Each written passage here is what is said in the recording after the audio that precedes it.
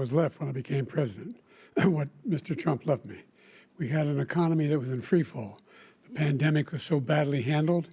Many people were dying. All he said was, it's not that serious. Just inject a little bleach into your arm. You'll be all right. The economy collapsed. There were no jobs.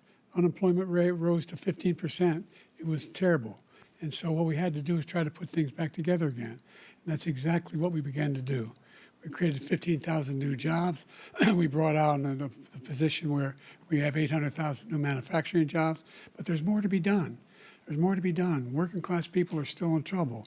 I come from Scranton, Pennsylvania. I come of a household where the kitchen table, if the things weren't able to be met during the month, it was a problem.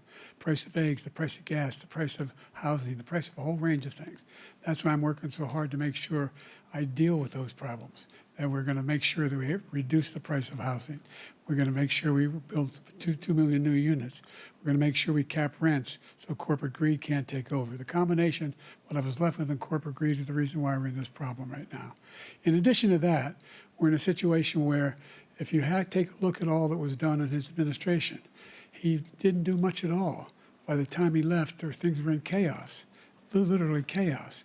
And so we put things back together. We created, I said, those jobs. We make sure we had a situation where we brought down the price of prescription drugs, which is a major issue for many people, to $15 for a insulin shot as opposed to $400.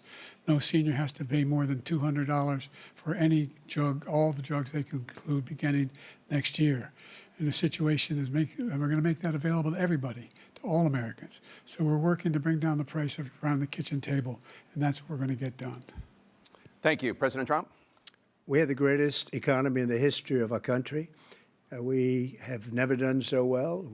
Everybody was amazed by it. Other countries were copying us. We got hit with COVID, and when we did, we spent the money necessary so we wouldn't end up in a Great Depression, the likes of which we had in 1929. By the time we finished, so we did a great job. We got a lot of credit for the economy, a lot of credit for the military, and no wars, and so many other things. Everything was rocking good.